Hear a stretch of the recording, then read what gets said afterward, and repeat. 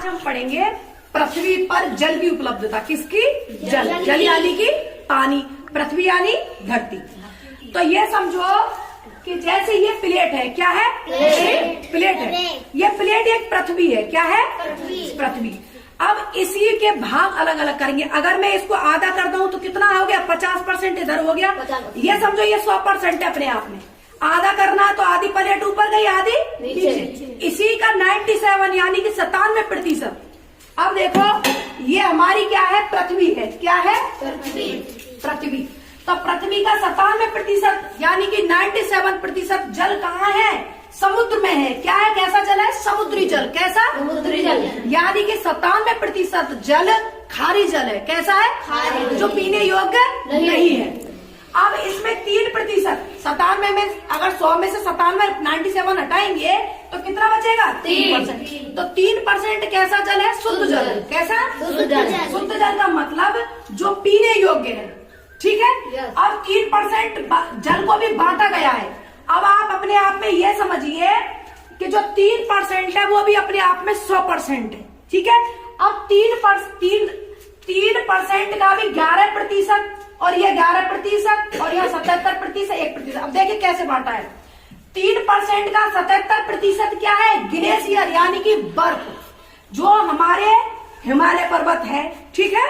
उसके ऊपर बर्फ है ना, जहाँ पर लेह, लद्दाख और उत्तरी ध्रुव, दक्षिण ध्रुव, ग्रीनलैंड, आइसलैंड है बहुत सारे। यानी कि वहाँ बर्फ ही बर्फ जमी हुई है। क्या है?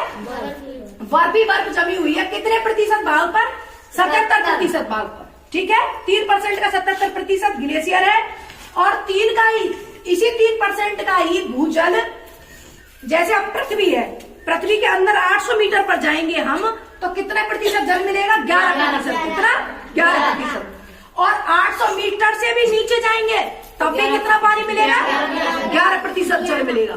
तो आप लगा लीजिए 11 और 11 22, 22 और 77 कितना हुआ? 99, यानी कि 99%। अब 1% जल देखिए, जो आप देखते हो ना, नदी, तालाब, ठीक है, गंगा नदी, सरयू नदी और राप्ती नदी, कृष्णा, गोदावरी, कावेरी, बहुत बड़ी बड़ी नदियां हैं। ठीक है। तो इन नदियों में और झीलों में, तालाबों में 1% जल है। कितना? यानी कि मीठा पानी 1% जल है।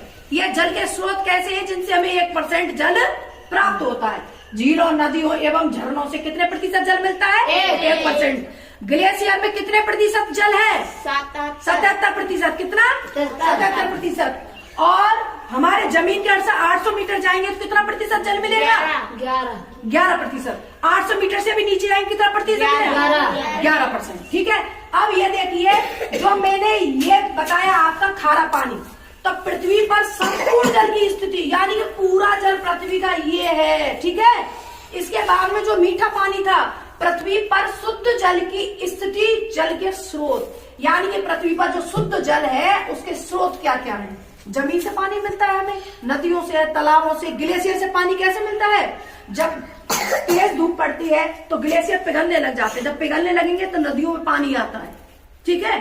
अगर आप लोगों ने पेड़ काट दिए या फिर कोई कार्बन डाइऑक्साइड का ज्यादा उत्सर्जन किया तो उसके कारण क्या होगा? ग्लेशियर पिघलेंगे। ग्लेशियर पिघले तो नदी के रूप में आकर के और कहा जाएंगे? समुद्र में। समुद्र का जल स्तर का मतलब पानी की ऊंचाई बढ़ने लगी, अपने आप में जल स्तर बढ़ने लगा तो पृथ्वी पर क्या होगा? बाढ़ आएंगी। बाढ़ के बाद क्या होगी? प्रलय होगी। अगर इसी तरह से तापमान बढ़ता रहा तो एक दिन ये पृथ्वी खत्म हो जाएगी। लेकिन हम सबको सोचना चाहिए, पेड़ नहीं काटने चाहिए। ठीक है। हाँ, एक चीज और, जो हमारे नदी, झील, तालाब, नदियों में बहुत से पशु मर जाते हैं, उनको सड़े हुए पशु को डाल देते। गलत बात है, ऐसा नहीं करना चाहिए। जल एक देवता है, उसको अपने, अगर आपने जल को खत्म कर दिया अभी तो आने वाली पीढ़ियां तुम्हारी ज्यादा दिन जिंदा नहीं रह पाएंगी। अब देखिए जल की कितनी इंपॉर्टेंस है। ये समझो कि मेरा ये बॉडी है पूरा 100 किलो का है, सोचो। ठीक है। कितना है? 100 किलो। इसके बाद में ये देखो कि मनुष्य के भार का 70%, यानी कि अगर मेरा वजन 100 किलो है तो उसका 70% यानी कि 70 किलो क्या है? मुझमें पानी है। 100 का 70%, 70 किलो कितना? पानी है मुझमें। अगर मुझ में 1% की कमी हुई तो 70 का 1% क्या हुआ? 700 ग्राम हो रहा है। अगर इसमें 1% की कमी हो गई तो मुझे प्यास लगेगी। क्या लगेगी?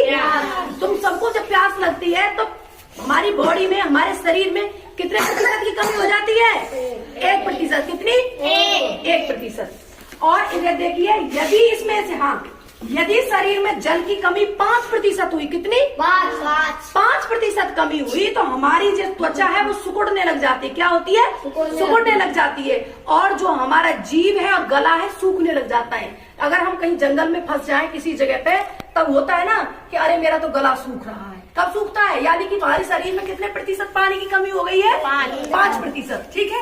अब दूसरा सवाल, अगर शरीर में 15% जल की कमी हो जाए, कितनी? 15% जल की कमी हो जाती है तो निर्जलीकरण का मतलब बिना जल के, ठीक है, निर्जलीकरण के कारण मृत्यु हो जाती है।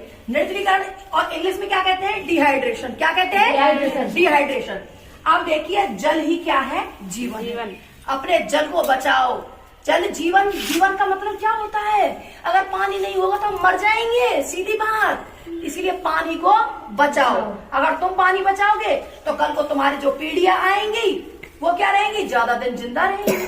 वैसे मैं समझाया था कि अगर तुम्हारे पास में 1 लाख रुपए हैं, अगर 1 लाख रुपए को तुम ही खर्च कर जाओगे तो तुम्हारे बच्चे और आने वाले बच्चों के बच्चे क्या करेंगे? मरेंगे ना भूखे।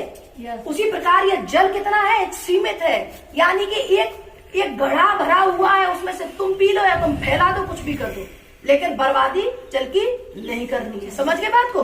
ठीक है। पानी बचाओ। ये क्या है? मटका और बूंदे आ रही हैं तो पानी को संचय करो, बचाओ। ठीक है, समझ में आया?